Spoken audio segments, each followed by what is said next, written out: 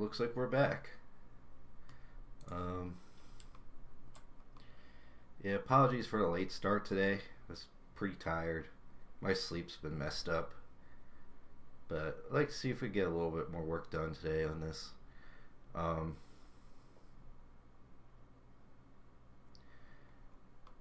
So last time we messed around with the head and I tried to sculpt one based on a, kind of like a, what was I going to say? It was still stylized reference, but slightly more realistic. And it just didn't really work out. It wasn't quite what we were looking for. So I think we'll probably use a very similar base for the head, but I do want to make some changes. I think I want to change a little bit about the side view maybe. We'll probably have to do normals and also like kind of around the lips and stuff too. So that's kind of my goal for today. Another thing I was thinking potentially could do, let me do,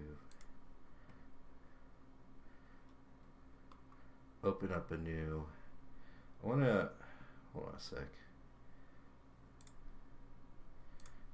So I'm going to load one of the Genshin models in here. I think that will be good reference. I have one. Let me see. I think I need to enable the, to enable the plugin, the add-on. I think it's, here it is. Should be knowing this thing.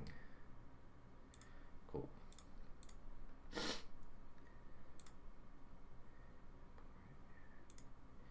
So my downloads folder, I do have,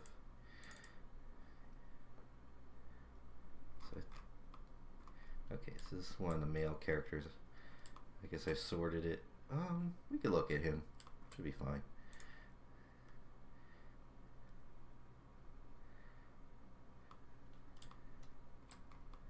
Let's see. So these models are interesting because you can learn a lot from them. It was nice that I think it's MiHoYo is the company that provides the resources. So we look at, this is it's actually interesting. Here's what we do. I'm gonna load a couple of them in here. We can look at them.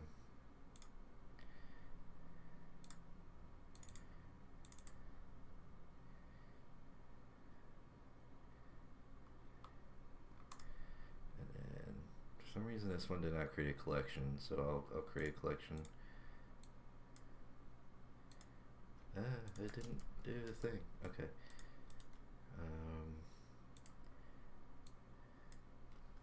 Why did it not move everything in the collection? I'm so confused. Okay. That's fine. We can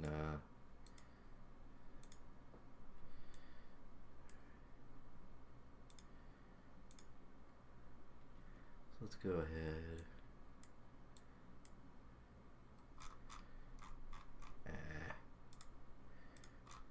You know what? How about I just select all and then do it this way?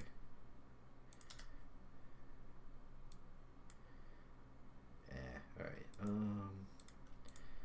You know what?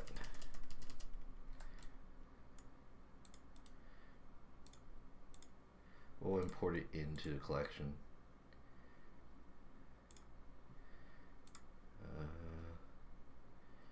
I think there's a way you can do that.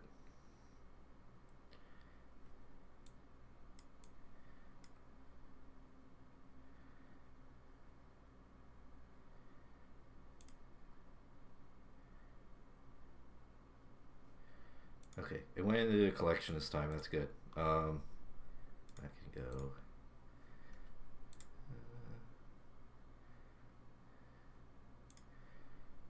a little bit of studying in here. Here we go.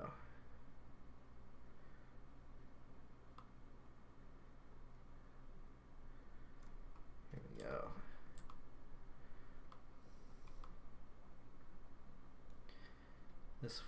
She did not go in the collection. Okay.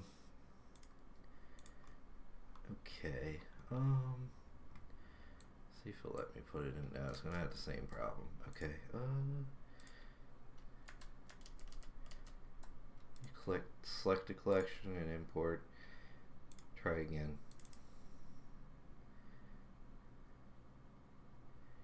Like I said, I want to compare. Look for a couple of things here. Is look at like poly counts, kind of like the structure of their faces and stuff. Okay, so these are Genshin Impact models, so not mine. But MiHoYo, the developer, has released a couple of them that people can use to study.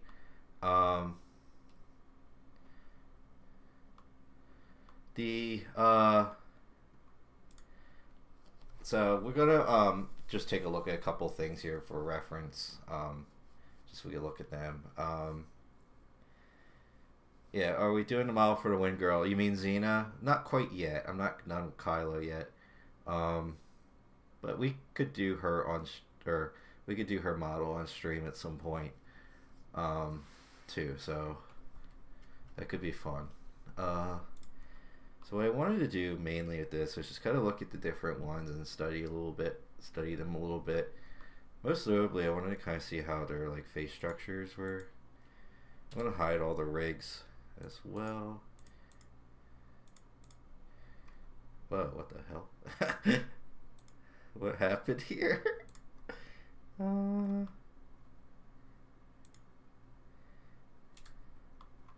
could probably just hide these things. It looks like hitbox data. That's so funny. Okay. I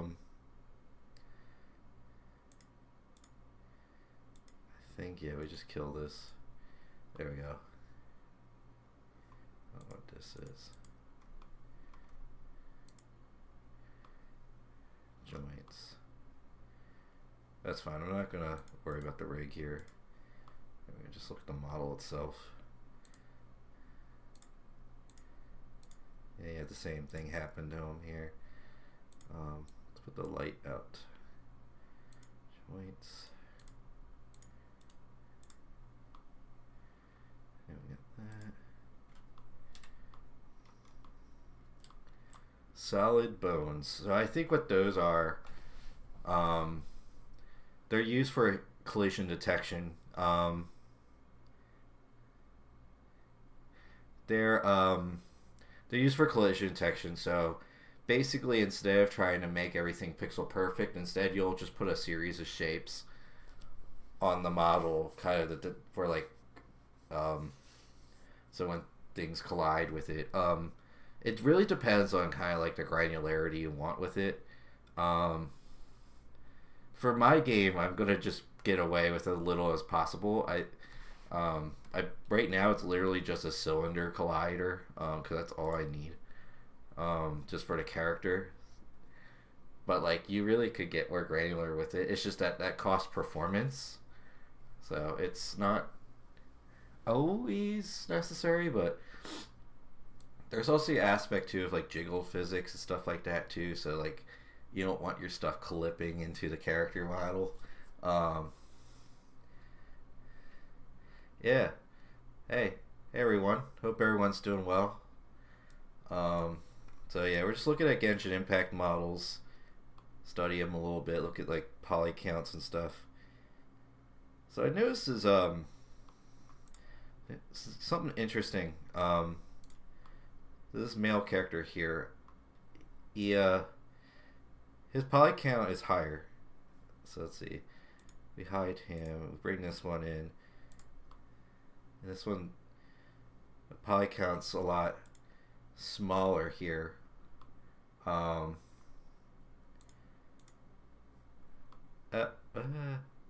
me remove. Yeah, see, the rigid bodies are just there for collision. They're like a series of cylinders and stuff.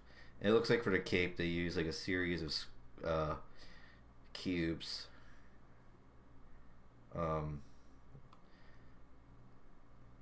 So it's like if you go really granular with this, for example, but I'm going to remove them.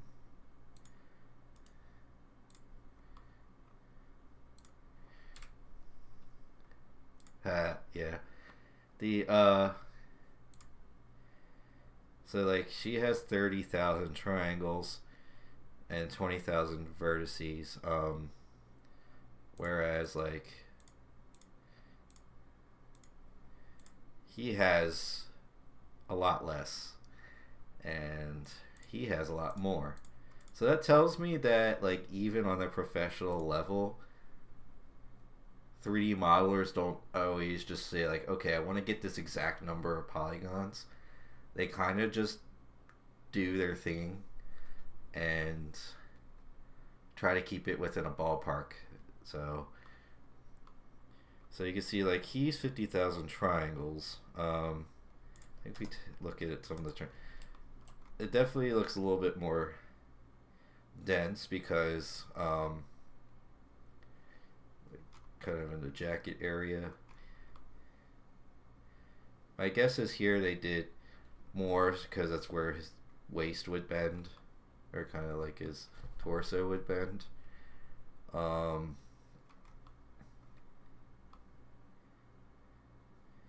he's got more on the joints as well.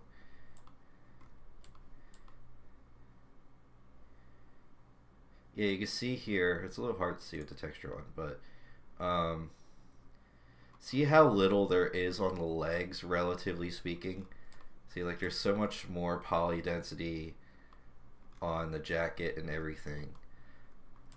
And the reason for that is, yeah, it's basically just that the shape of the legs could be done with not as many vertices. You don't really need as many vertices to describe the shape of the leg. And that's because you're not really looking at the leg from this angle. Because if you did, you could see how bumpy that is. But you're not really ever going to look at it from that angle. So all you really need is just a little extra around the joints. And the legs are pretty straightforward. So there's a little more detail on like the boots and stuff because you could see that from more angle. It's a more of a stylistic thing anyway. And I think there's just more of the jacket because, yeah, because you zoom in here, it makes it smoother.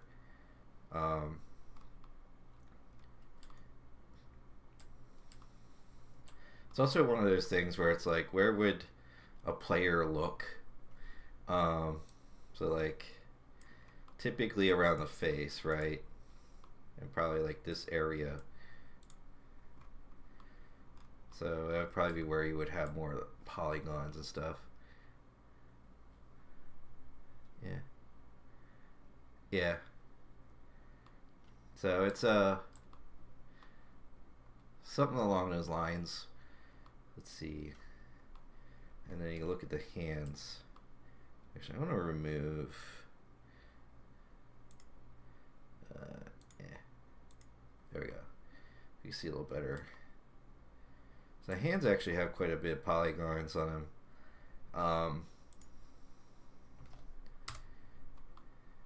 So there's like, the hand itself is basically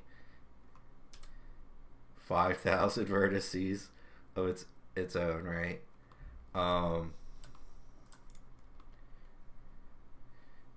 So what that tells me at least is that I don't have to go crazy. So if we like compare, so this highest one is 50,000.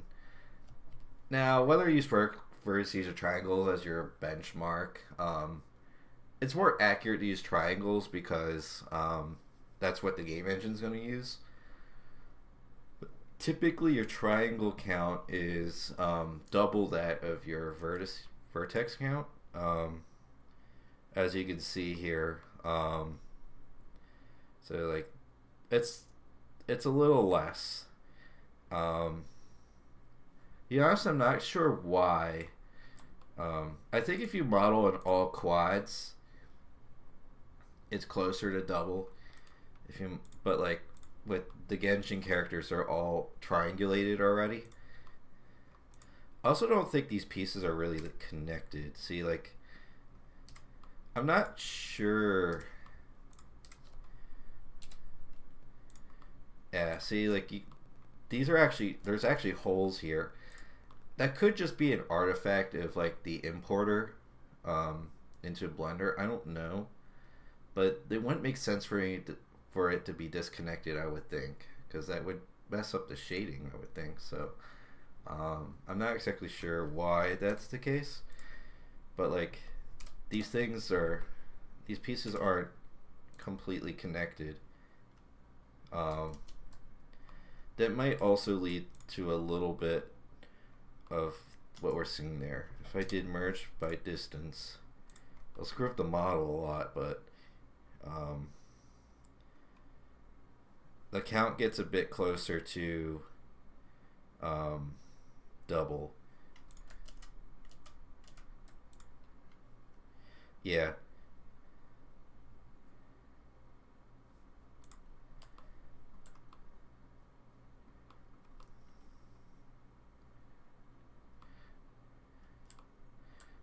Yeah, so yep, yeah, the idea is here I want to make game character models. Which is why I want to look a little bit more into like the actual like optimization a bit. I'm not gonna go crazy because I don't think it's worth trying to get like every last vertex out of the character model. So, but I want to try to understand it a little bit deeper than I do. Yeah, so having it unconnected does help with the skinning rigging process, certainly, but I would imagine you still want to join it together at the end. So that's the thing that I kind of don't quite understand.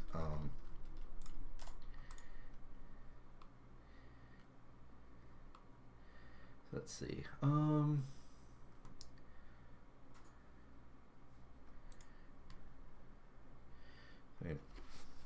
So, okay. So we compare that to our work.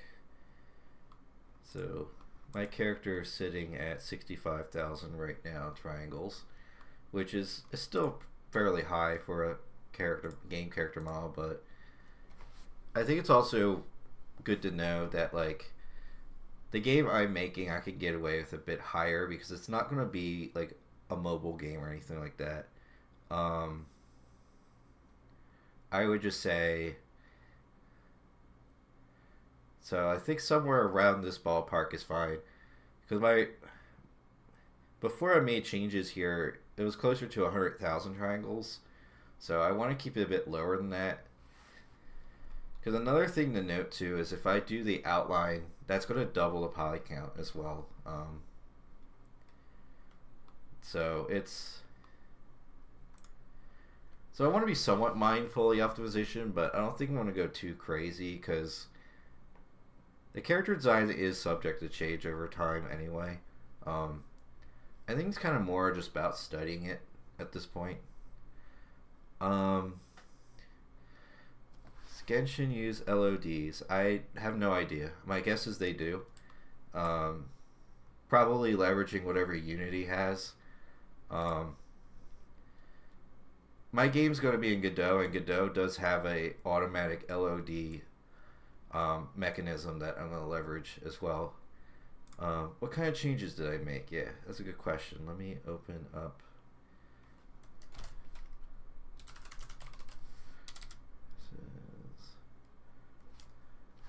This one, right? Yep. So comparing the two. So I can hide this.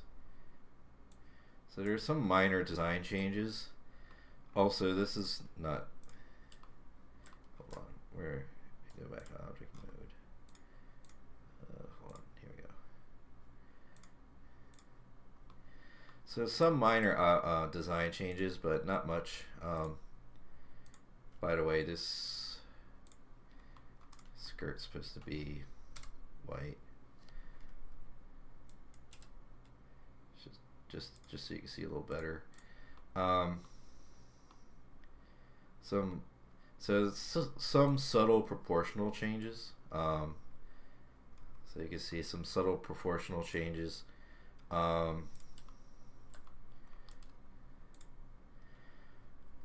also modified the A pose a bit to be a bit higher up. The reason for that is due to the armpits being pretty hard to rig or model even. So I moved that up a little bit, more in line with with like the default position that you would get the Rig-5 Meta rig with. So that's why I did it that way. Because I do want to have a level of standardization between my character models just to make things easier. Yeah, also try to make her yeah, so some subtle proportional changes. To change the pose, also general design changes as well. So like her skirt and her shirt are two pieces. Her jacket's longer. Her boots are longer as well. So and I also want to make some changes to the face because the face does feel a little off. I'm not exactly sure why, but like I'm going to try to mess with that a little bit. Plus, we did reduce the polygon slightly, so just some things to think about there. Let's go back.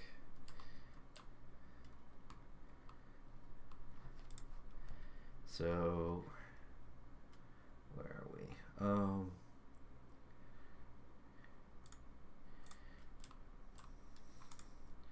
So yeah, I want to look at the face here. I also have to redo her braids a little bit too. Looks like there's a small issue.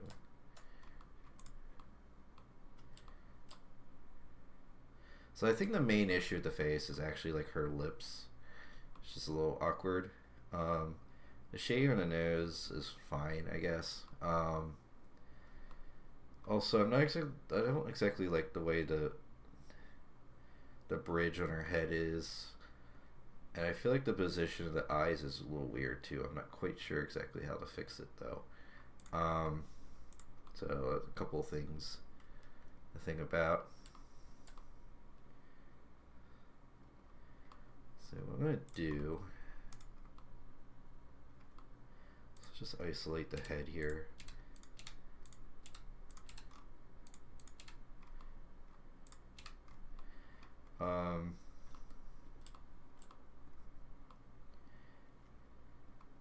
The ears could probably use a little work too, but I still not going to do too much on that. Yeah, okay, so we can start with this. So I did last time I streamed, which was Thursday, I think. I made this, which was supposed to be slightly more realistic style head. But it's not exactly what we're looking for. I have to play with the normals as well and stuff, but it does make her like head slightly longer. But it was also a study too to kind of see how this would, also to practice sculpting a little bit too. I wanted to see how like a nose with this shape would work, if I could do the lips better, but I wasn't really able to do that. I don't know. Here's what I will do. So we also still have to do something for the eyes too. Actually, I think I'm going to work from this. I'm going to do a basic retopology, and then we can look at the other head and kind of go somewhere in between. Also, I want to spend some time on her eyes too and getting them to look right. I'm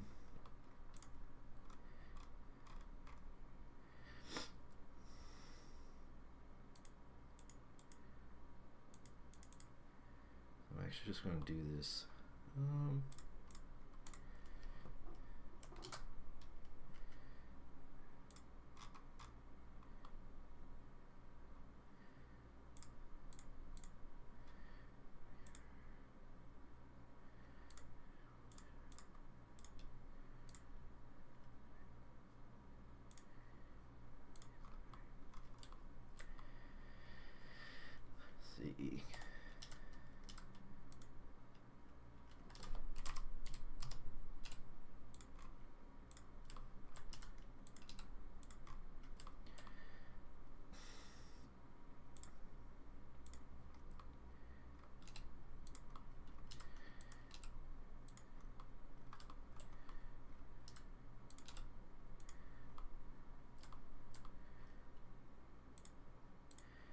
on this face project snapping here.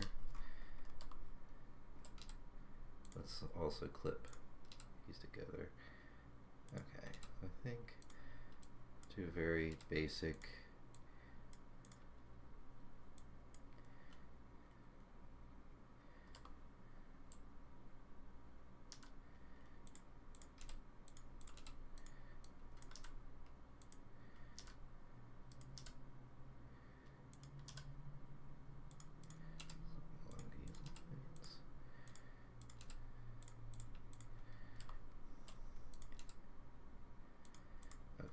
another thing is that actually, what,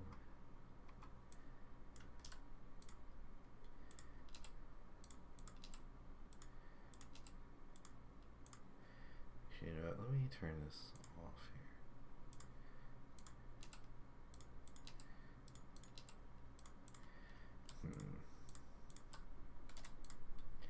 Not quite what I'm looking for. Okay, let's go. This should be more circular anyway. And one more loop here.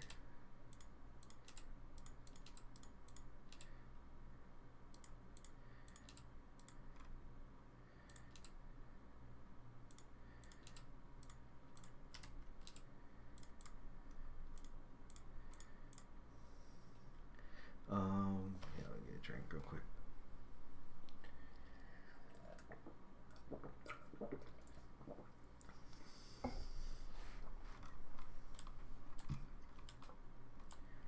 Okay, give me 1 sec.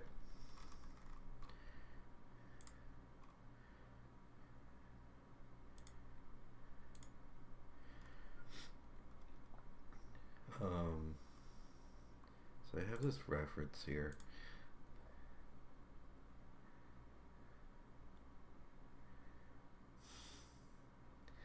Yeah. I think ultimately that's what's going to happen at some point is I'm going to do the retopology and then like kind of use that as a base for like everything else in the future. I have this. I wanted to use this mostly for the eyes. Let's take a look. I can see the positioning of this is off a little bit. Let's scale it down a little bit. So if I made it like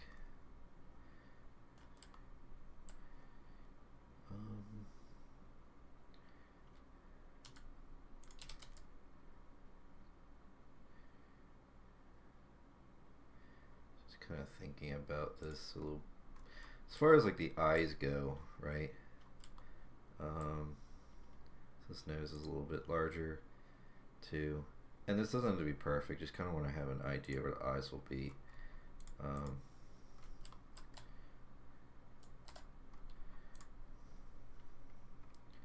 Okay, so that means I could just do this. And I'll split that too.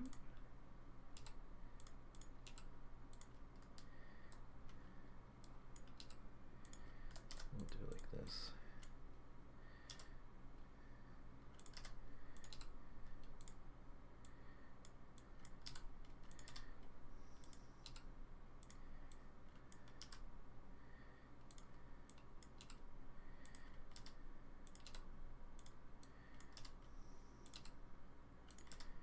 So we get like a general.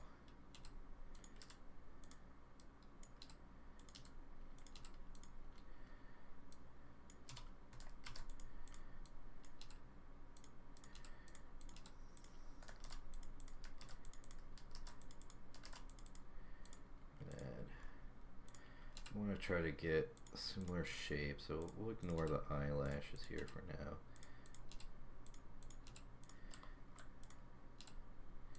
Just need the shape of the eye. Somewhere along these lines, right?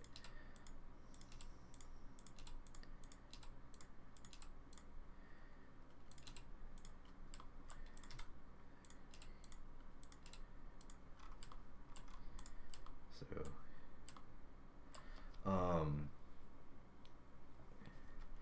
the nose too. So the reference nose is actually a bit smaller. We'll play with it after I do a retopology, I think. I think we also want, trying to think real quick. So I want there, I think I want there to be a loop. Let me look at example.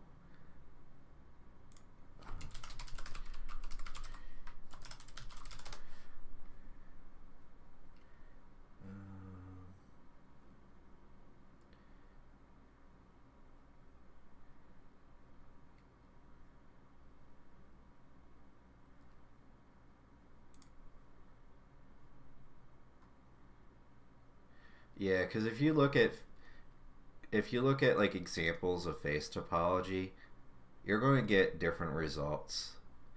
There's no one correct way to do it.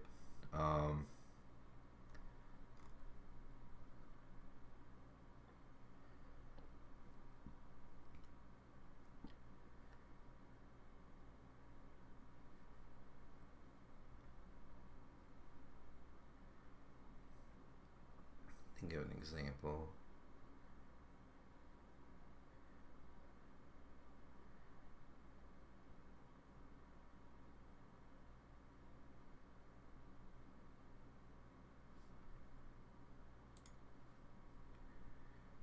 So I think the idea more so is that there's a loop connecting basically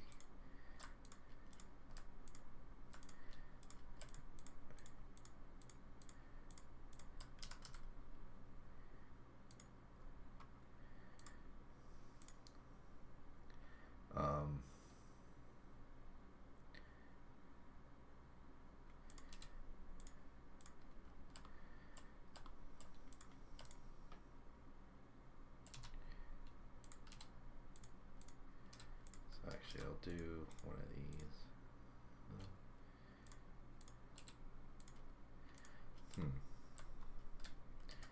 Okay, you know what? Let's do it this way.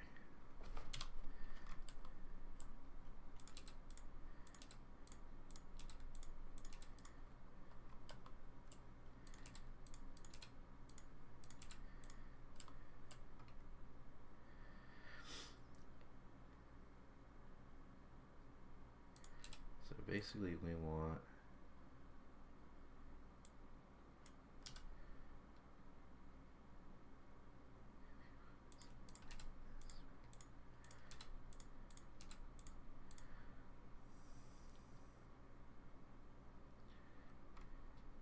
actually, you know what? We'll just do this.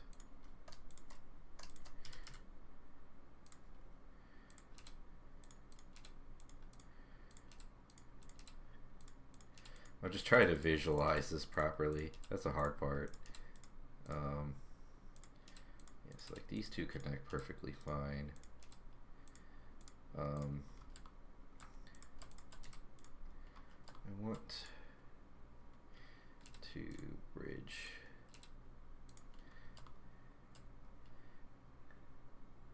So let's see. So I want basically the eye to join. Basically, we want something kind of like this.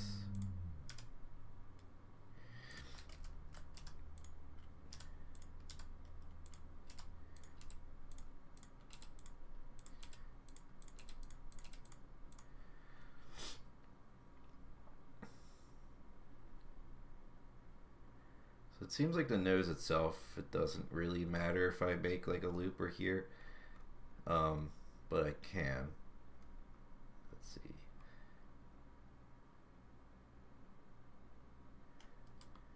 And then this is supposed to connect to the eye.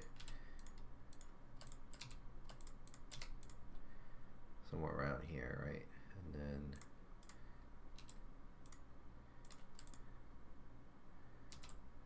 this basically, actually no, yeah, we want these a bit more like that.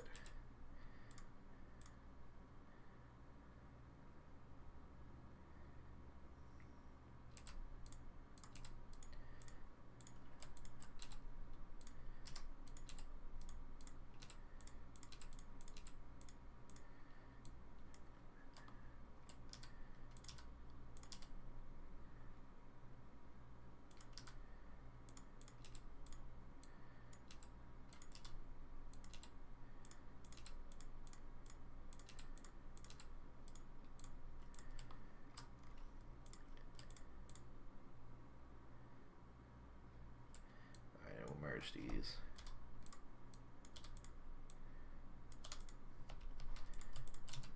Okay. Should be okay. We're going to relax this a little bit too.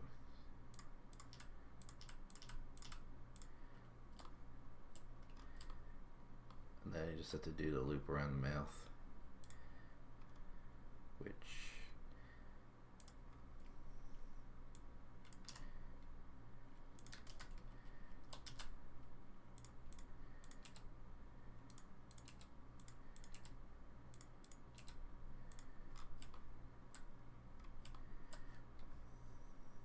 okay, I think we should be okay now.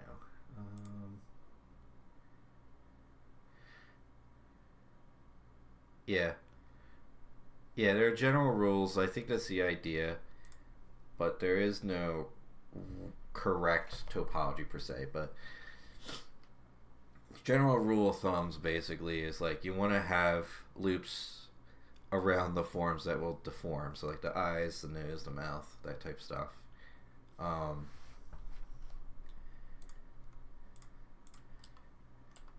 actually, yeah, if I hide the reference at this point, let's do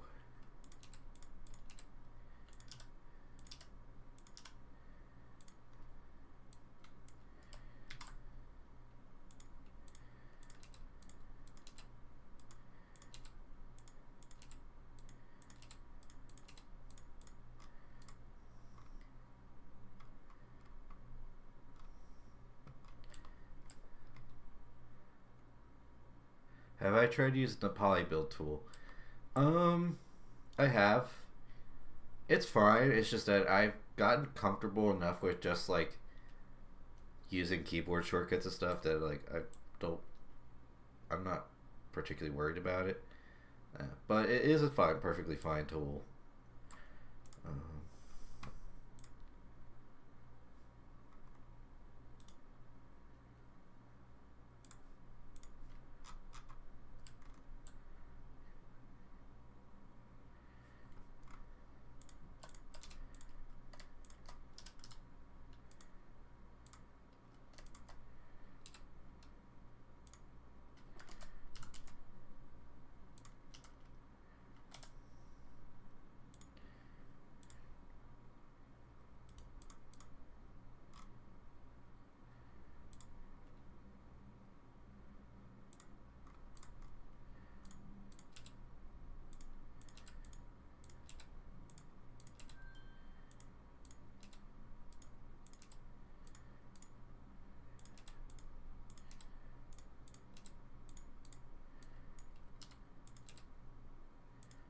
Yeah, we'll move that closer.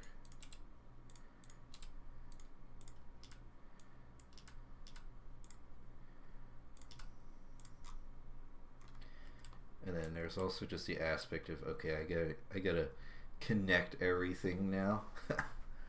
Yeah, we want to have maybe one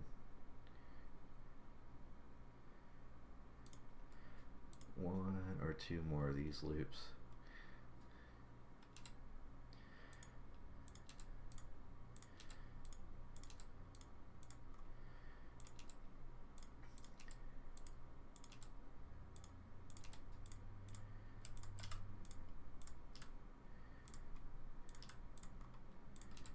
Okay, and then the edge of the nose here gets a little bit too.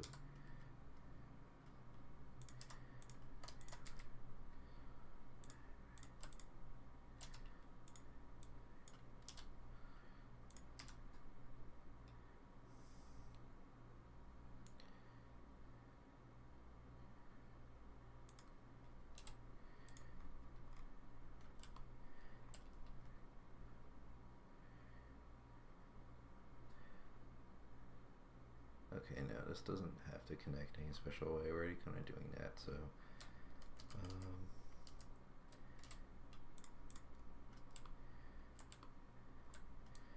what I do need to do though,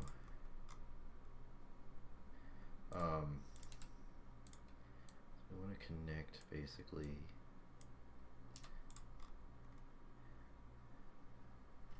before we do that.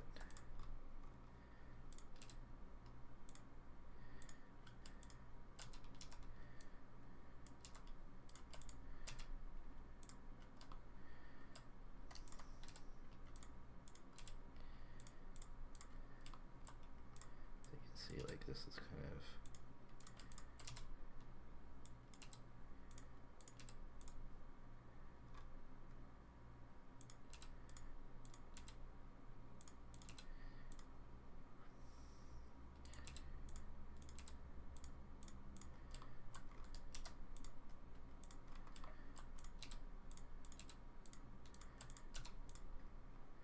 okay, yeah, this should connect fine now. Okay, and then we gotta fill in basically this.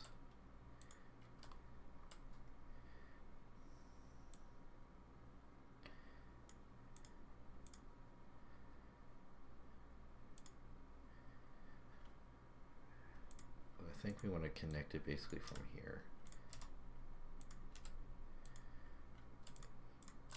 Have something like that. And we'll just have to add the geometry.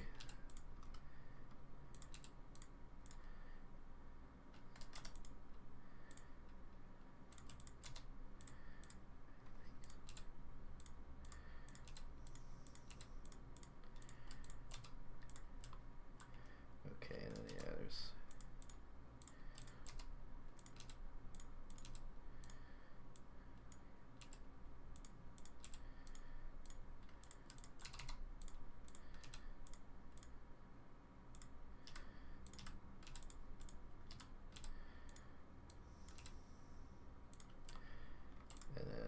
now it's just a matter of connecting this all together.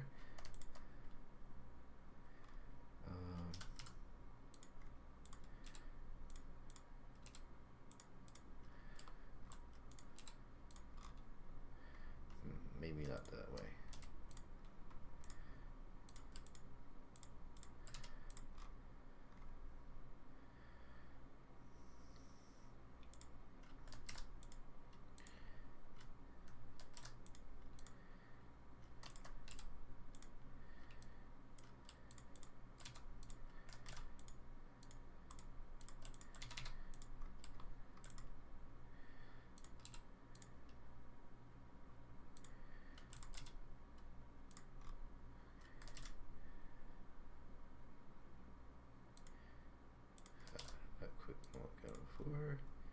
That's okay, we could use a little extra geometry there too.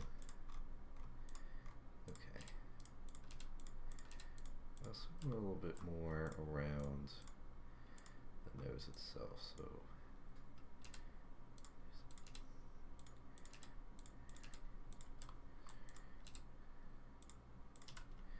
maybe not that.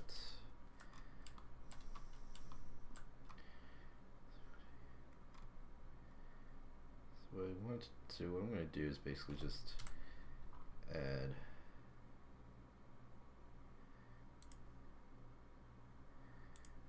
something kind of like that. Yes, I know these are triangles. It's okay.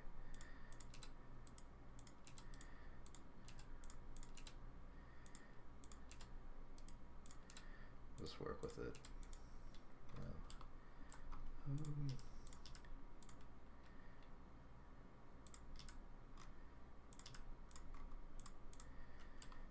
And like I could also just make a, if I do an inset here, this could be for like the nostril.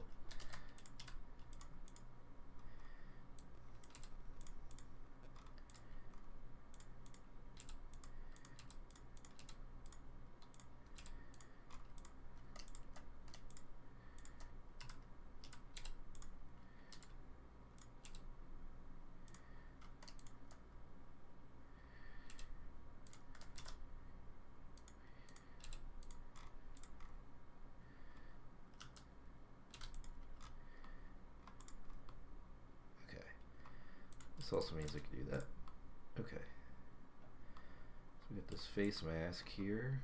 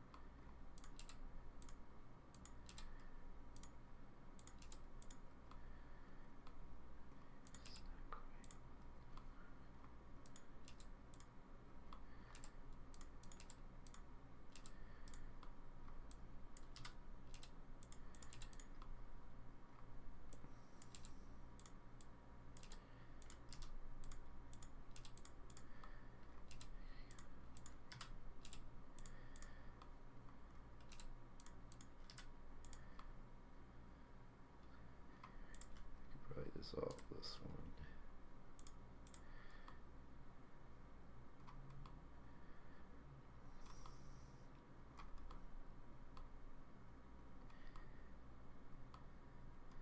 Okay, and then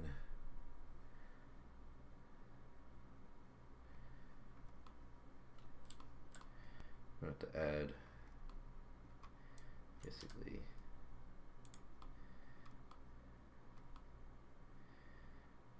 gonna add the loops here too.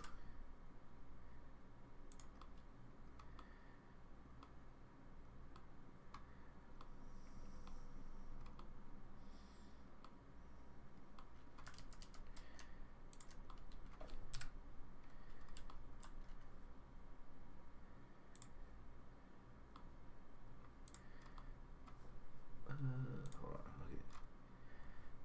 Alrighty.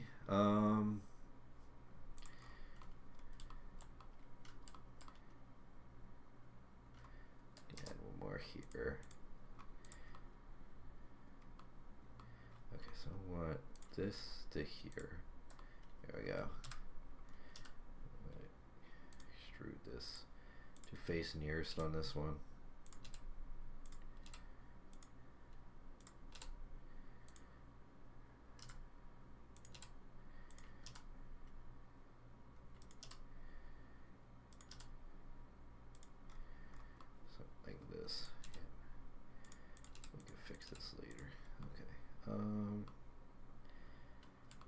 So one problem does tend to happen is that there's usually not enough resolution on the chin area.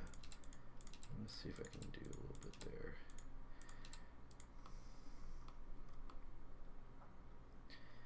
So I'll actually just make an edge loop just like that. Because it wouldn't hurt to have a little extra here anyway. I can add one more loop here too. There we go.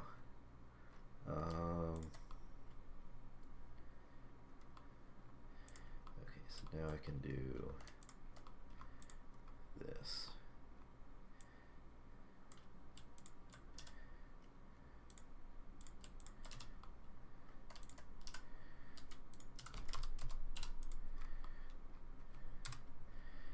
Now I can just do this.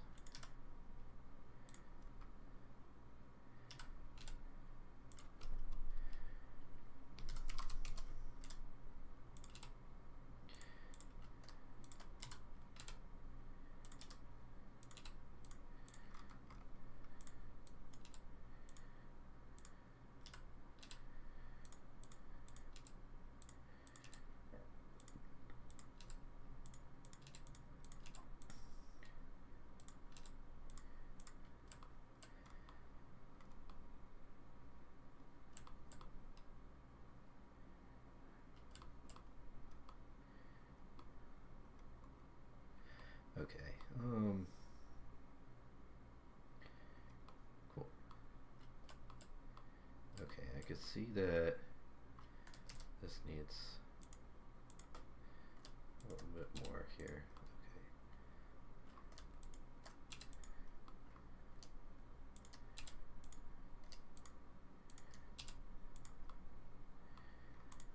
Actually, I can dissolve this now.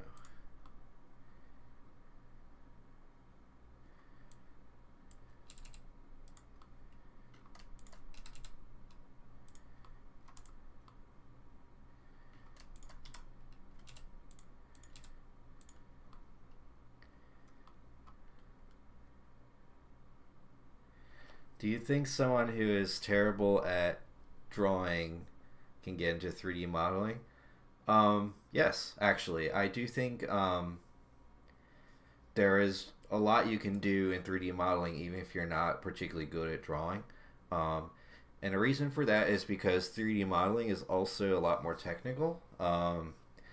You can model artistically, like through sculpting and retopologizing, but you can also just poly model, and that's a fairly technical process. And I don't say technical necessarily scare you, because it's actually not too bad once you learn how to do it. It's pretty intuitive.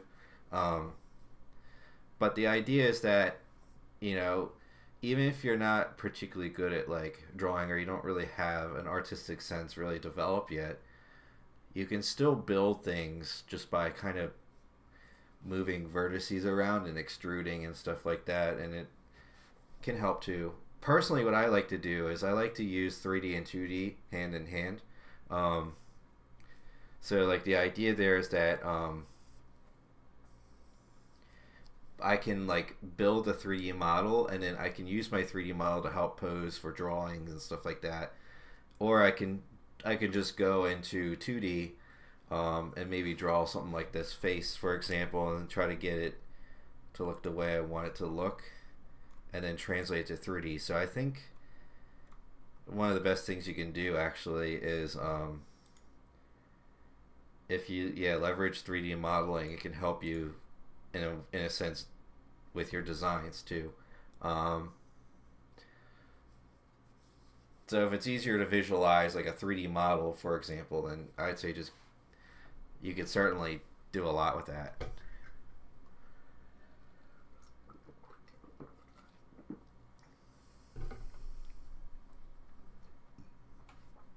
Okay, so we did this basic face retopology. I'll have to do something about the ears too. I'm not going to worry about that right now. Shouldn't be too hard to get that back in there. I want to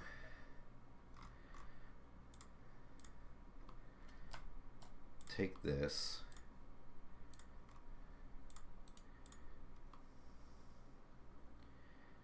and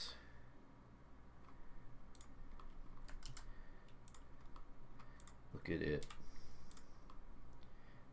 So we have, let's go ahead and throw our tune shader on it.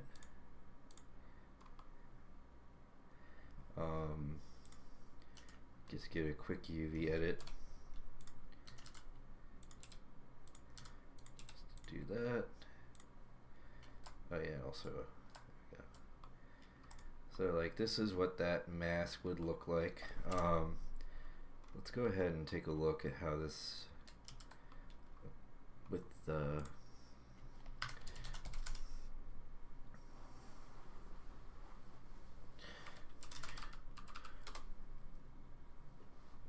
let's look at the head.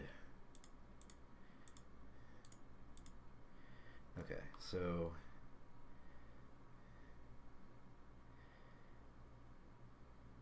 yeah, you can definitely see some subtle differences here.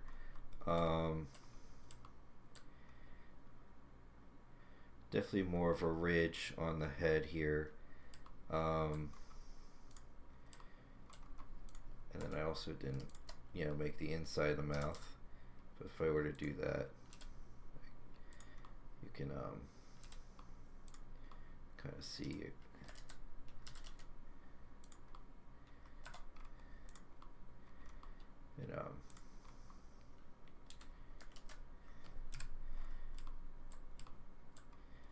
But yeah, the head is also longer too. And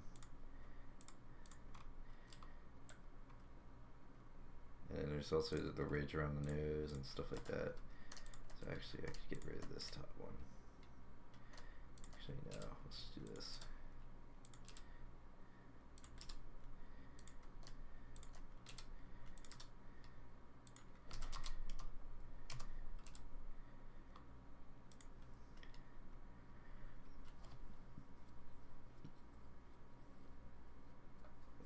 Okay, so another thing I want to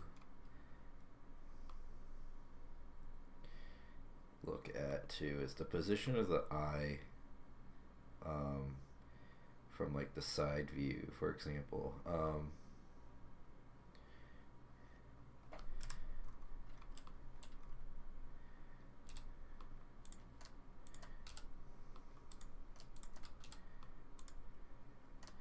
Actually, I'm going to move this back a tiny bit.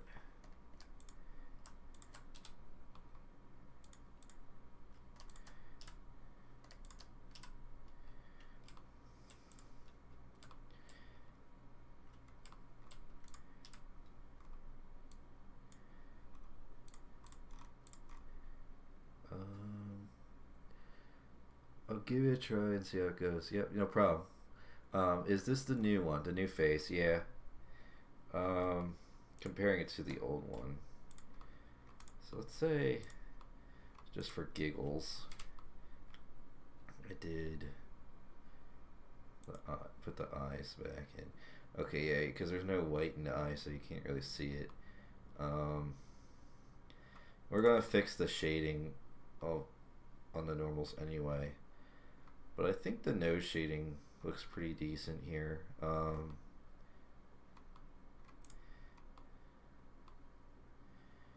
Also, you know what I'm gonna do? Just extend this back to here. Oops.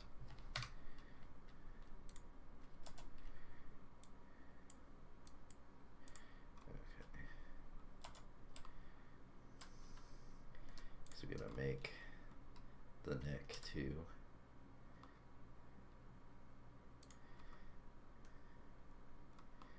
We'll just extrude this part down.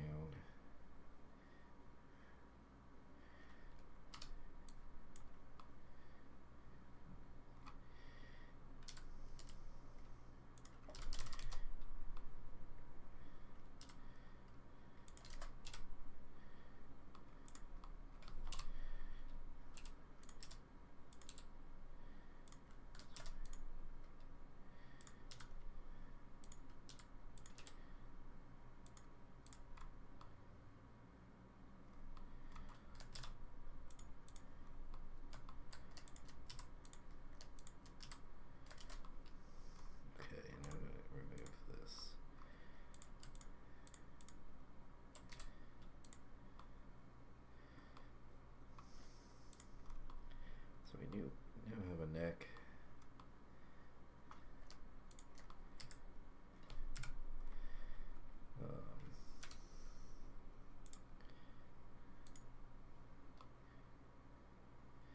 Yeah, make that more circular.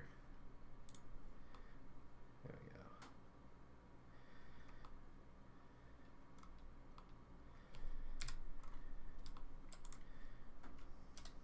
This I actually need. Okay.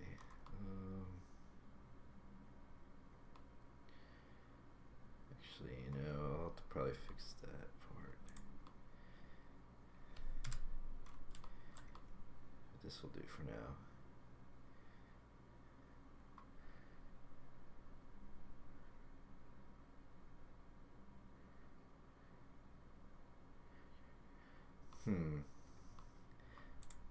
As far as cost, how much someone would charge, it's a good question.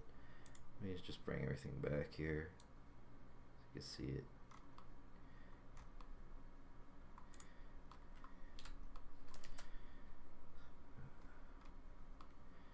This is missing something. Here we go.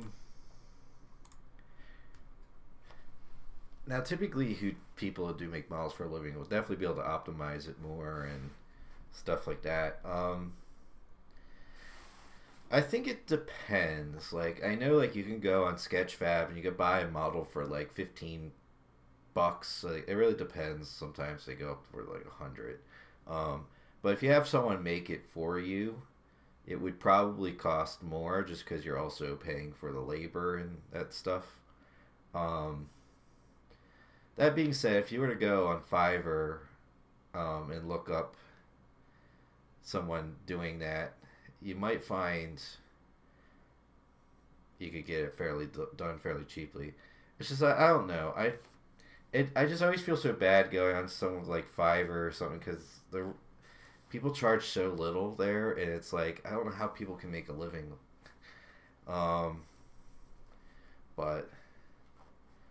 But I'm not saying necessarily do that or not, but I'm just thinking,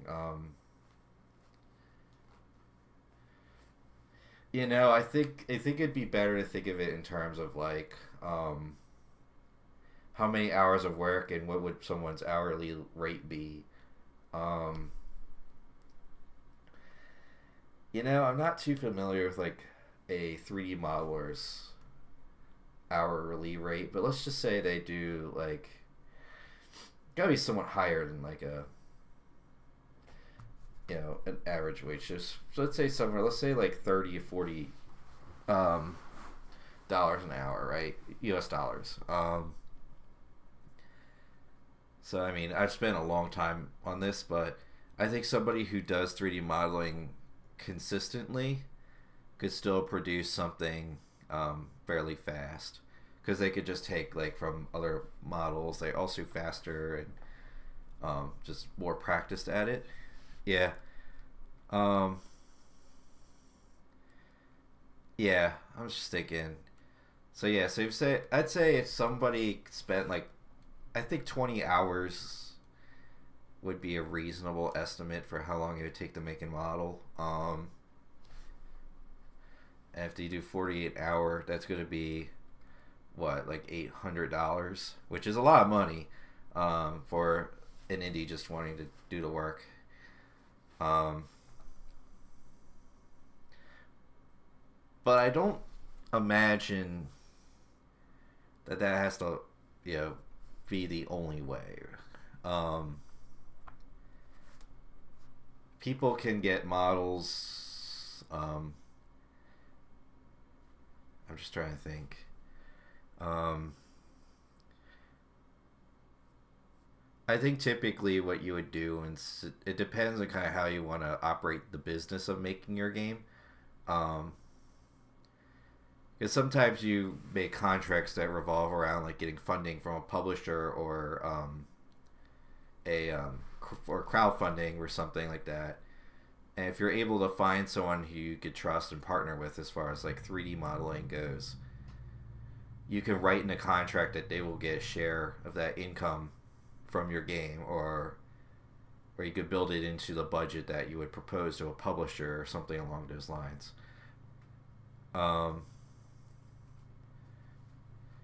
Yeah, and in a way, it's like you want to be able to also vet out the person too. Like, you want to see their existing works first, but you also want to see like, is that person's easy enough to work with. Like, if you could say like, get into contact with a person, just be like, hey, I want to make this character for this game. And then like just kind of get a feel for like their personality. Are they like easy to work with? Are they flexible? Are they someone that would give you something that you would need? Because in some ways it would be nice if you can like find someone you could partner with consistently and give consistent work to. What else can I say? It does get the money part of indie development is like super duper tricky, and it's one of the many reasons why it's been taking me so long to even like do anything about my game. Like, I've brainstormed a lot and I've documented a lot of stuff over years. I've evolved the design stuff, but I've never really done much to make the game.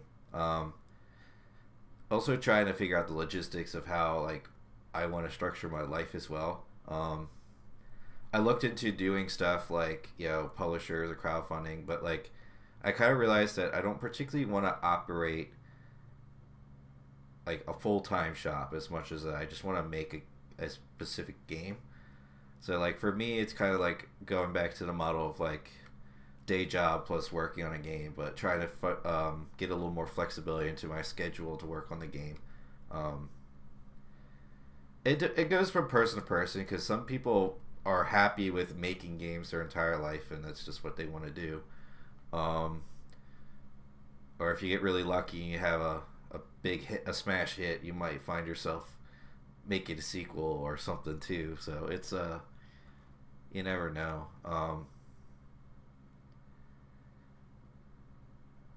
But I don't know if you heard of Thomas Brush, but he's a game dev YouTuber who specializes in that type of stuff, where he talks about the business behind being a full-time indie developer. he talks a lot about like how you would go into like reaching out to a publisher or doing crowdfunding campaigns or something like that. But it also depends on like what you want to do. You know, some people are comfortable with building a public image, and some people aren't. Um, it's just a tough thing to do, but we do it because we love the craft. You know. Yep.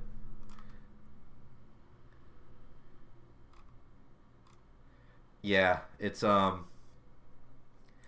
that's a huge hurdle. Um, you know, the networking aspect too. Like, it's a huge one for me personally. For many years, I didn't bother. You know, I got very stuck with these things because like I never got feedback on anything because I didn't have a network of professional people that I could just like talk to in the game space. I still really don't. It's tough to find that type of people. I wish I could help you more there. But I think part of it is just, you know, trying to meet people you can, like Discord groups, stuff like that.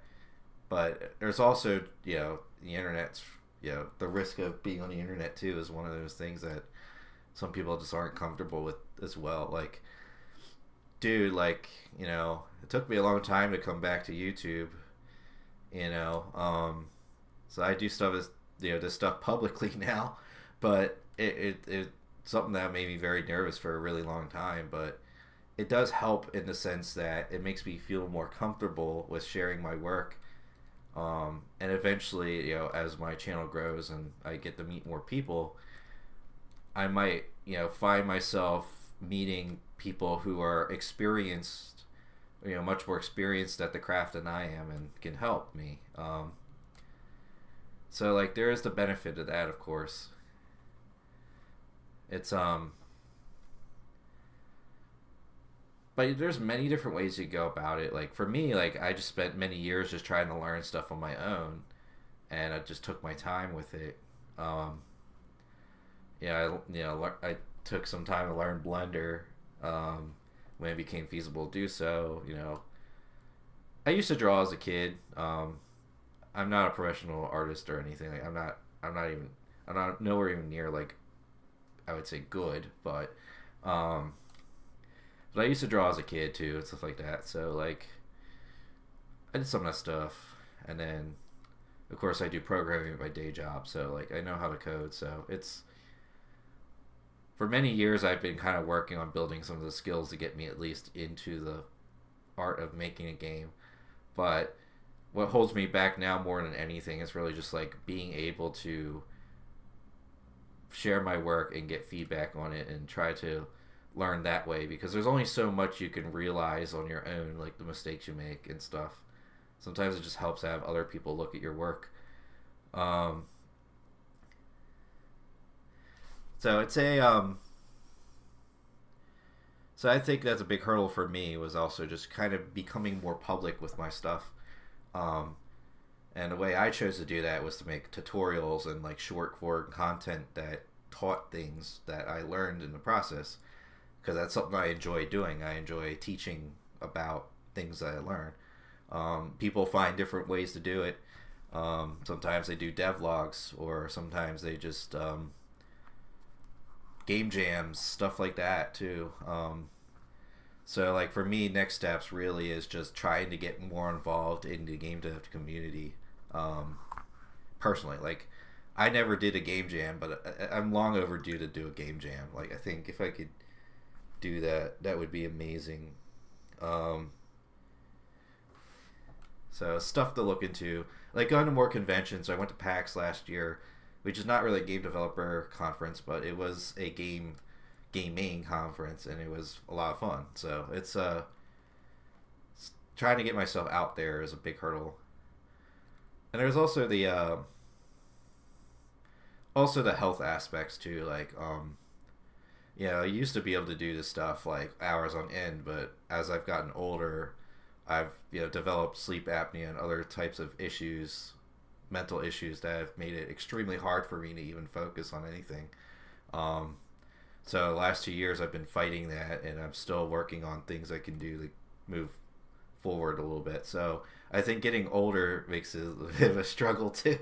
Um, but also, like, I don't particularly live a healthy lifestyle, so it's probably different for a lot of you. But at the same time, I'm working on ways to cope with that and get help to get me in a better place there. Um, I do appreciate the compliment on my art. I thank you. I think for me, like, the best thing I like to do is just try to work within my own limitations. So if I do like a toon style like this, don't overly focus on details, but focus on like just making the character look appealing with like the simple designs. Try to design simpler. I think I could still manage to make something pretty decent. So that's like my strategy. Um, have you ever checked Bite Me Game Studio? I have not. I'll have to look into that. It's interesting. Yeah, you gotta think about some more things like that too. In the future, if I'm able to get, a pretty sizable audience, I'm able to make a difference in the community. It would be really awesome for me to host, like game jams or something like that too. I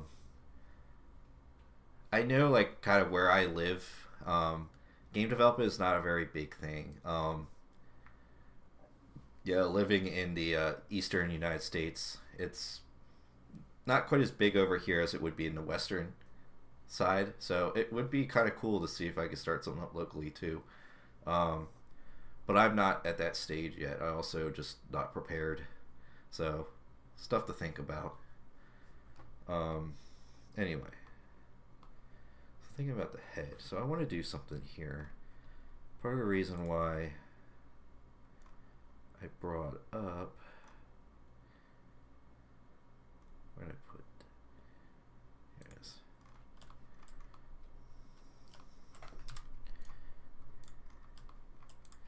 Part of the reason why I brought up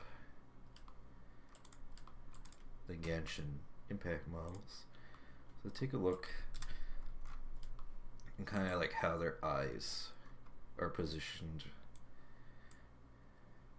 So you can see the eyes are much further back, so I'd have to take this here and move it back a decent amount, and of course we'll want to smooth this up too.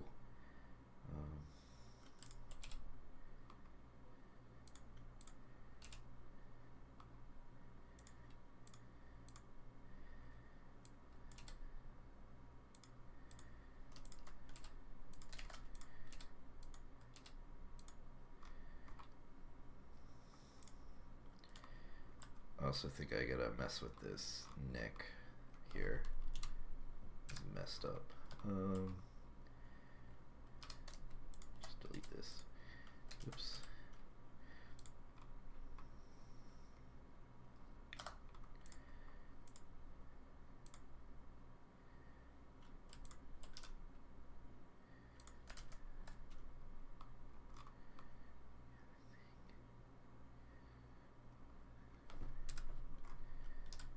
Something kind of more like that.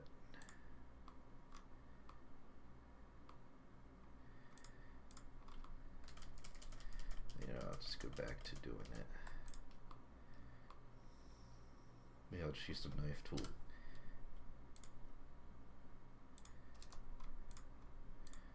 We can just dissolve stuff.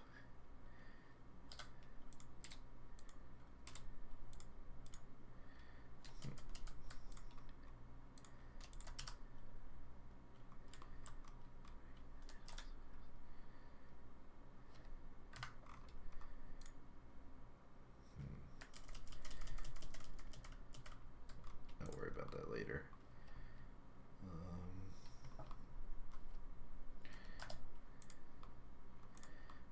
did move the eyes. Are they also in the right shape? Yeah, I think what I also want to do is I want to pull back this slightly, right? Rotate this a little bit too.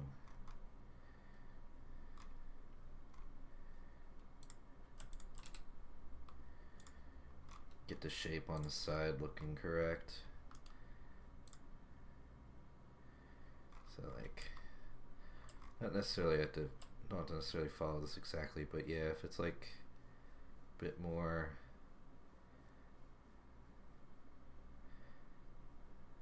okay.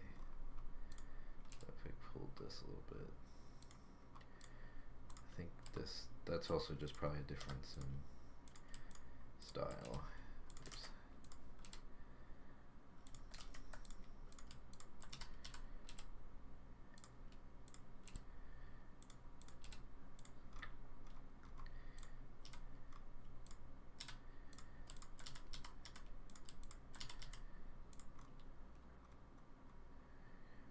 Okay, and then yeah, this is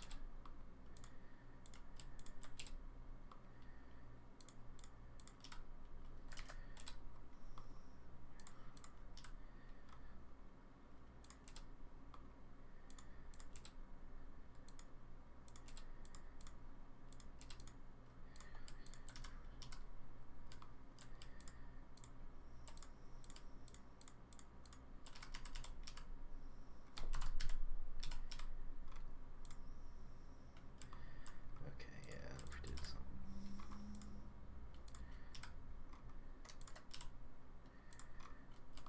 Okay, so if we look at the shape of the eye now, it's going like this. And then this will be a little bit more close in.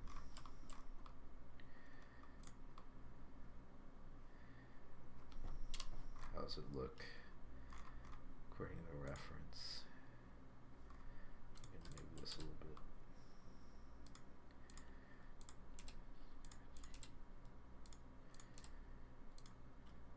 There we go. Add a little more resolution here too.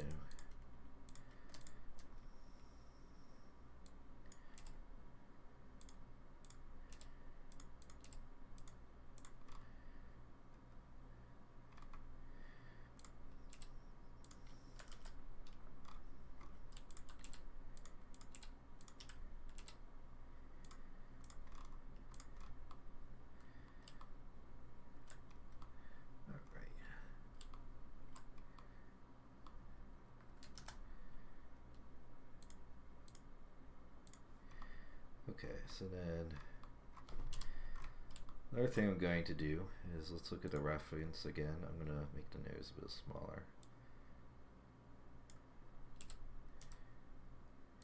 That.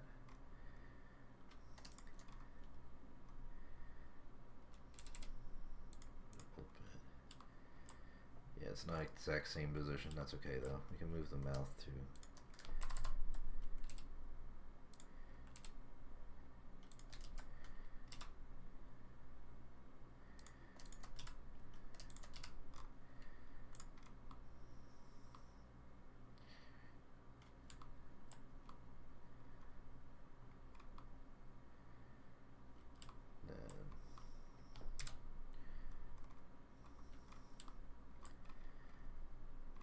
So yeah, the face is generally supposed to be a bit flatter on the front. Okay, so we got the cheek bone here. Let's see. I do think that's better positioned now. Smooth that a little bit.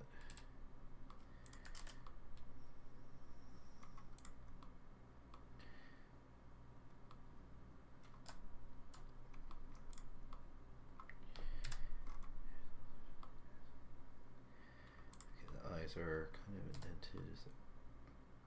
Yeah, I think that's correct. Yeah, that should be good. Now if we look at this, we can also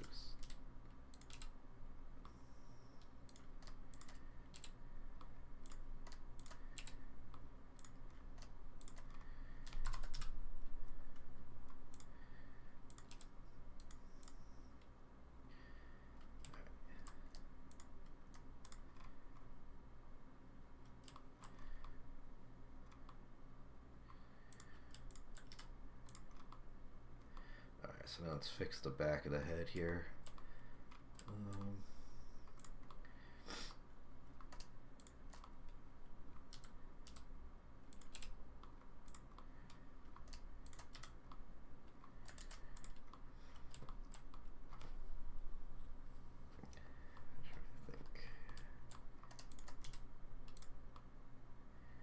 Yeah, so what I want is, actually I'm just gonna redo this.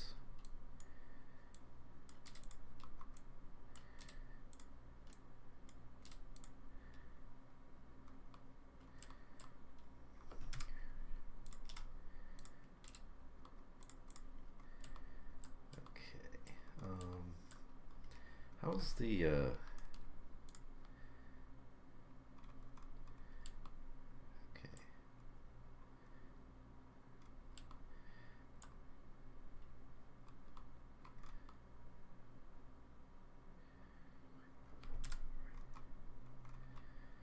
Okay, so yeah, another thing, I think this cheek, we want to move it back a little bit too. We'll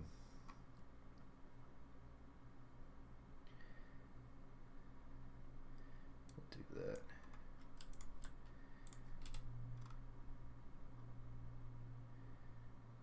Let me do this, we'll hide that, and we can move this fairly freely. Move that a little bit more like that. Kind of make a shape more like this, right?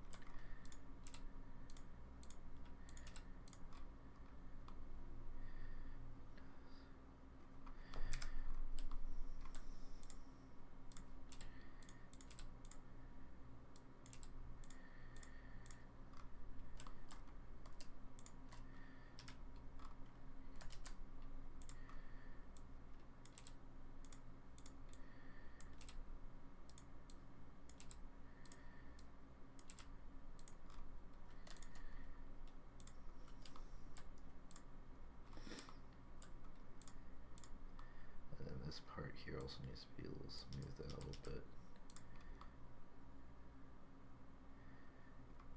Here too. So I'm also gonna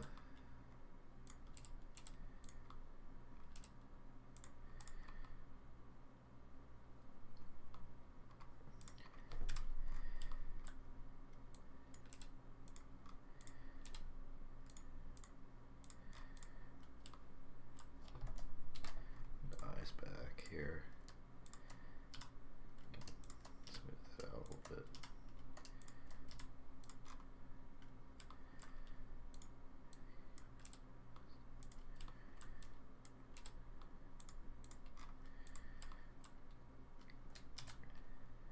Let's look at the shape of the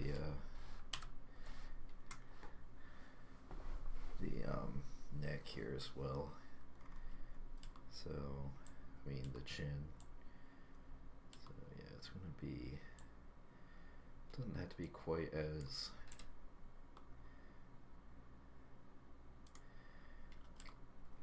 jutted out per se.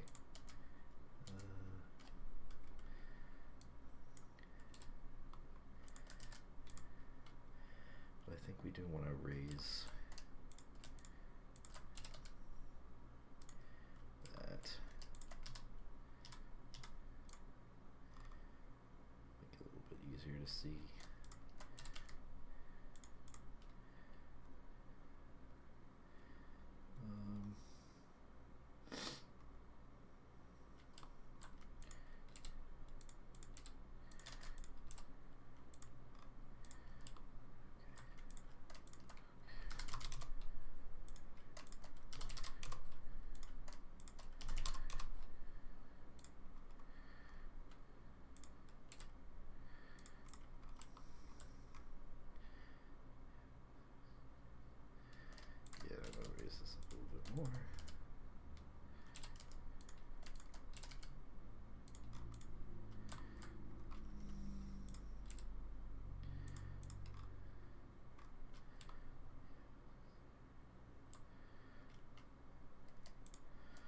Actually, you know what? I'm gonna move this back a tiny bit more too.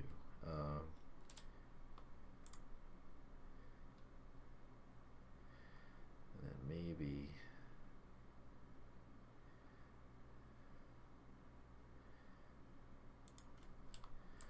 that would also include moving this a little bit.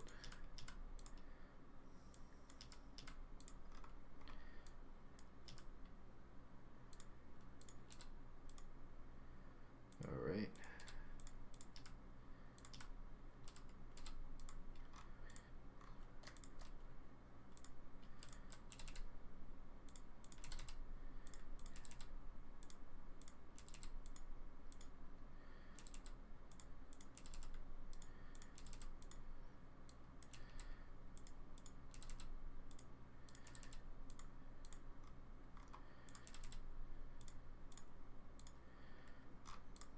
Yeah, I don't think I need to focus too much on that part of it. Okay.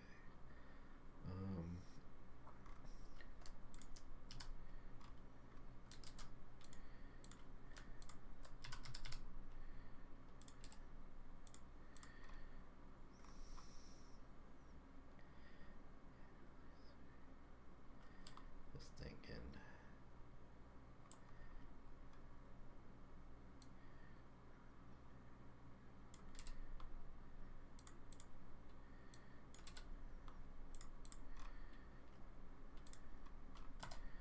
How's this look?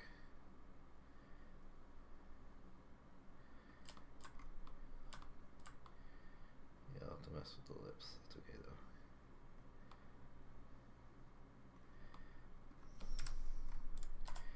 Play around with shaping the nose a little bit too, actually.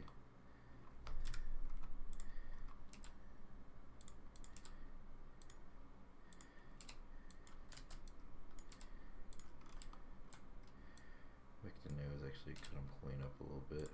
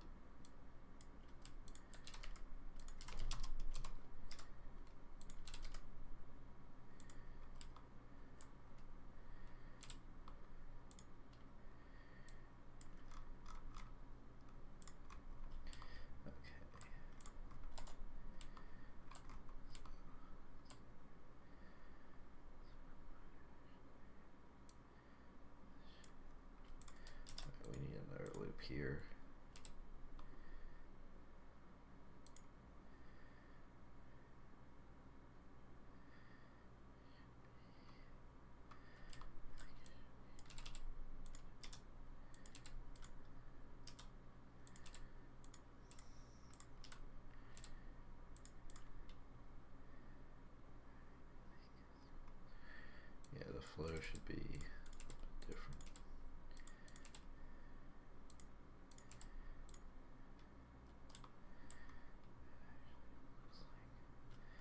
Looks like this overlaps more, actually.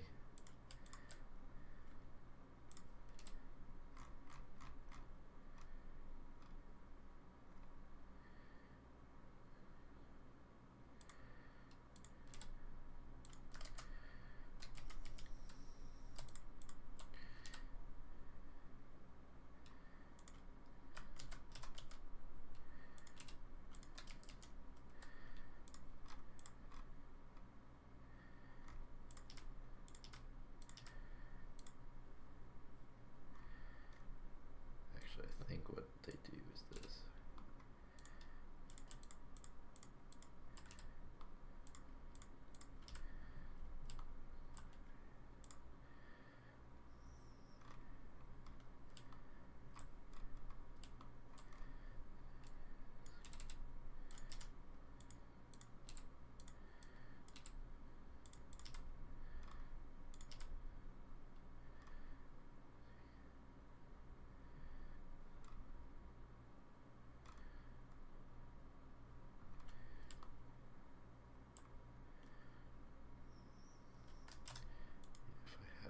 Closer like that.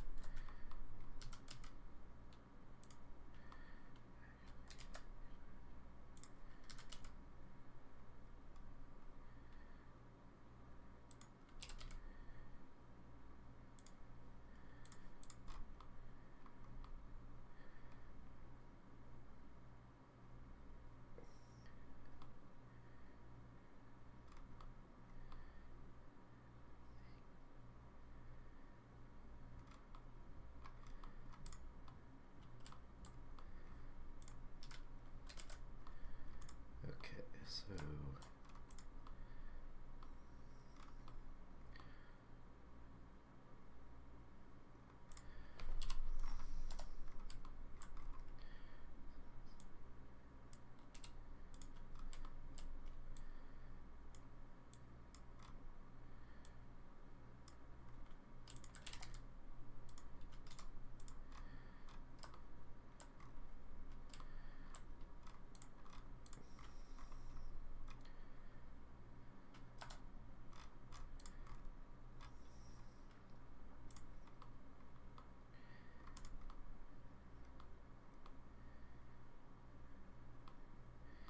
okay, it's looking better, I think.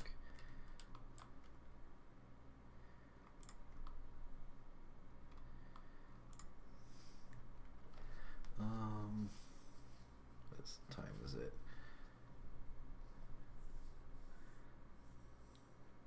All right.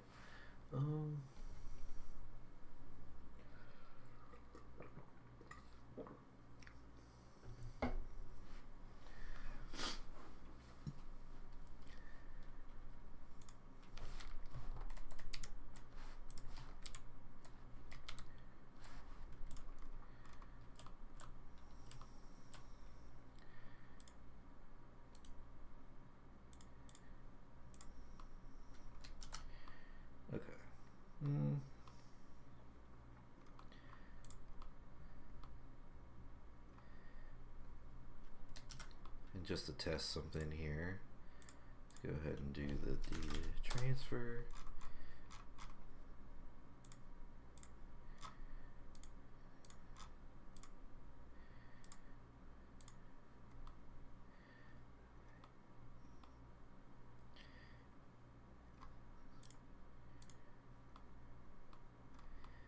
Yeah, so it looks like we'll have to make some changes on the normals. That's okay though. Let me create a vertex group.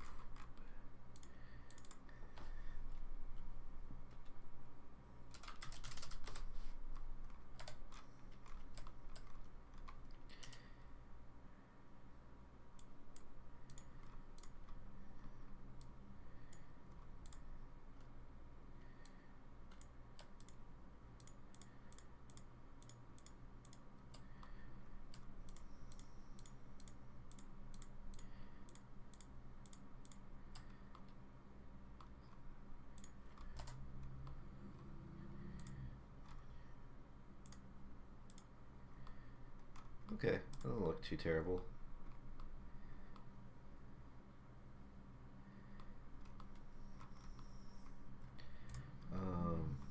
Just as an example, see what we're looking at, right?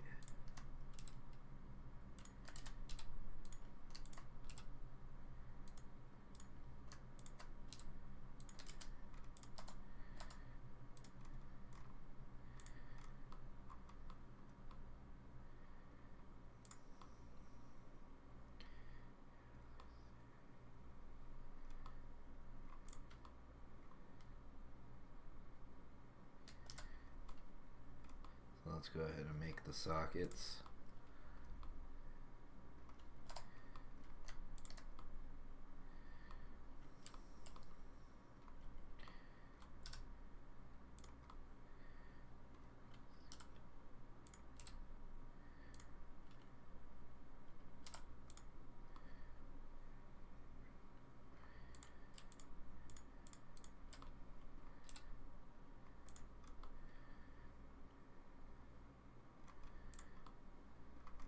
Let's also add, actually we do want an extra loop in here.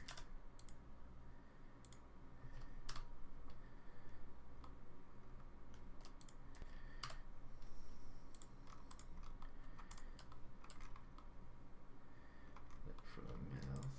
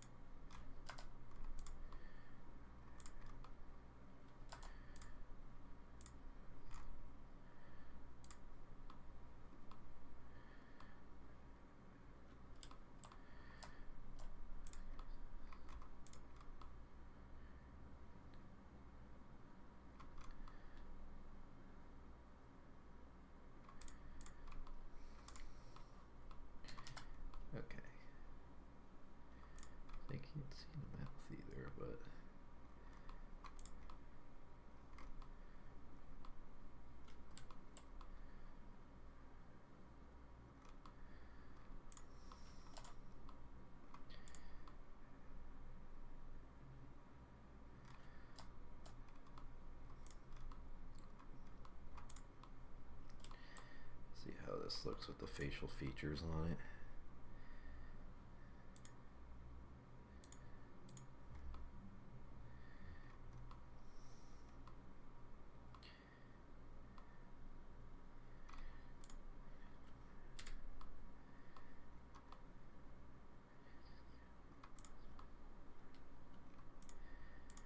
I'd probably have to redo the eyelashes, but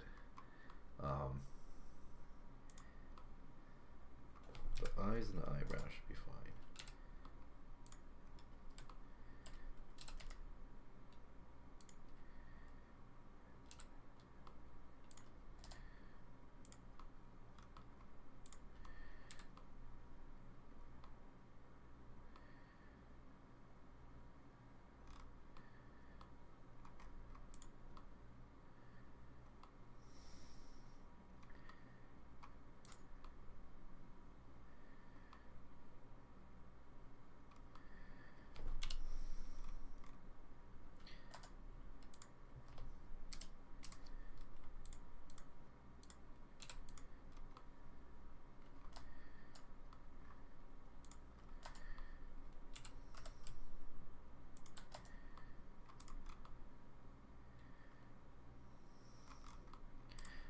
So yes, it does look a bit creepy, but that's also because I have to finish eyelashes, and we'll have to do something for the mouth too, but it is coming along.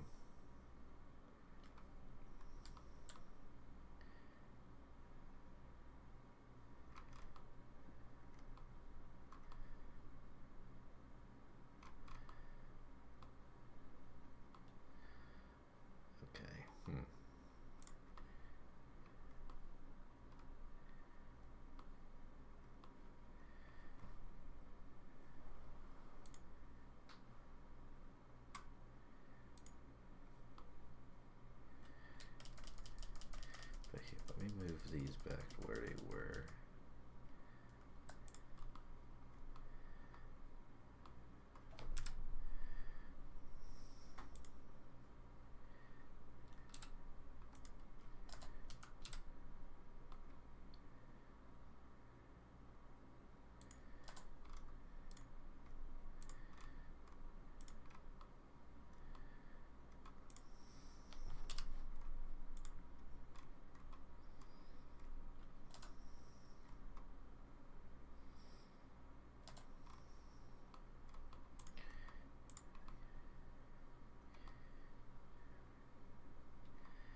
Alright. Let's add a little, see if we can do something about the mouth here.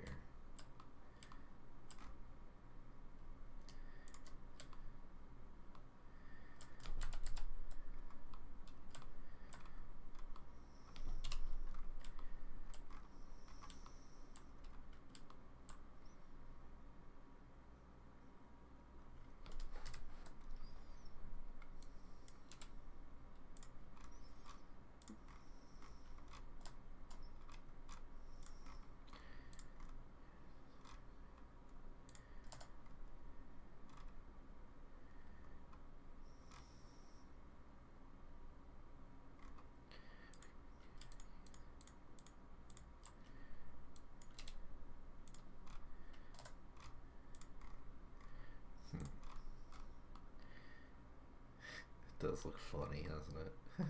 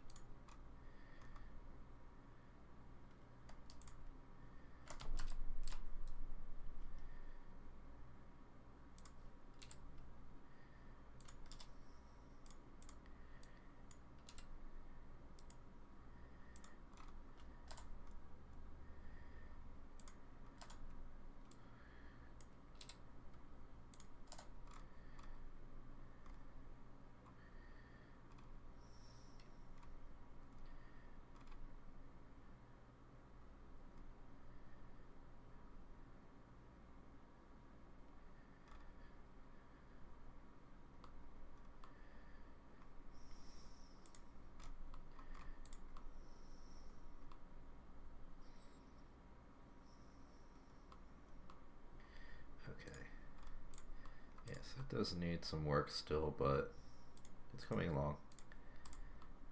And then we can adjust the shape of the head as well.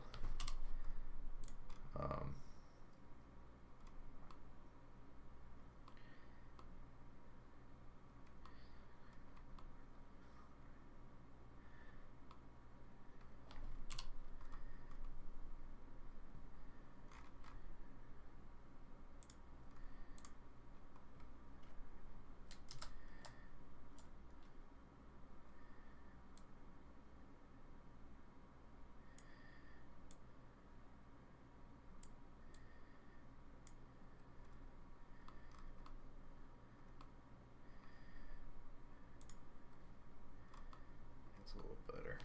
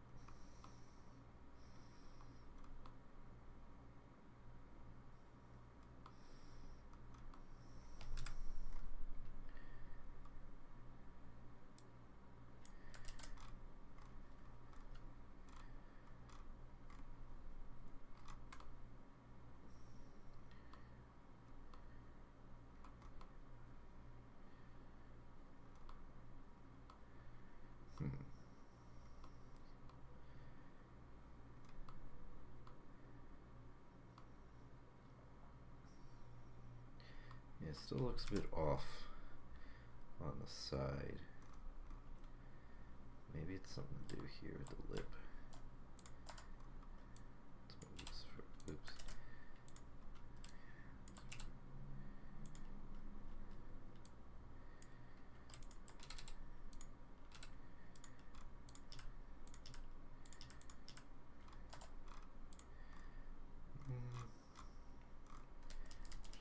Worse.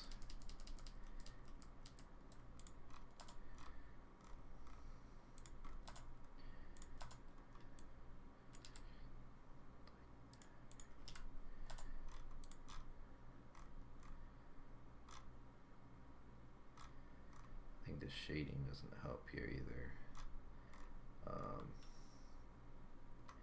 It's like a little too much shading there.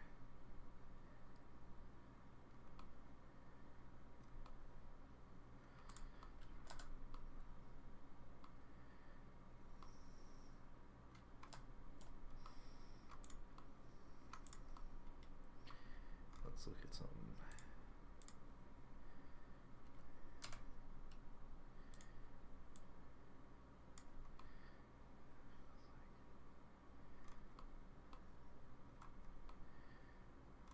Yeah, we'll just have to play with the normals, I think.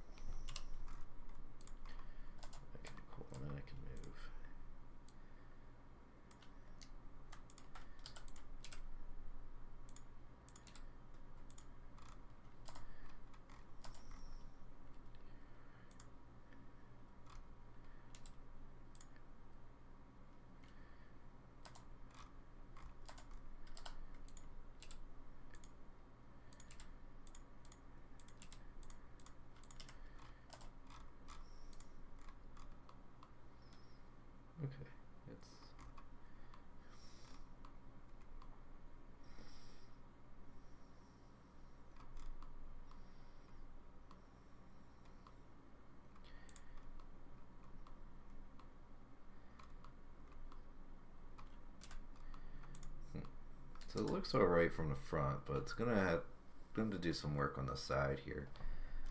So I'll have to play around with it. I think if I also move the jaw back a little bit, I think if I like take basically everything here, I kind of move it back a little and rotate it, might help.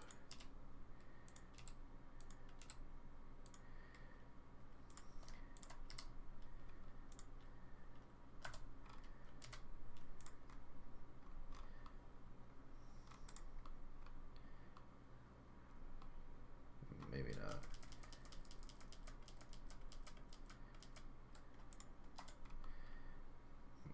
I'll mess around with it a little bit, but I'm gonna hop off the stream for now. I'm gonna go grab something to eat and basically do that stuff. I don't know. I thought about maybe hopping back on later, but might not. So, and tomorrow I do have some things going on, so we'll see. I'll definitely stream next week, so we'll see where it goes. But yeah, we'll just continue working on the face and trying to finish this up here. But thank you all for hanging out while I continue working on this. And I'll see you next time. Thanks, everyone.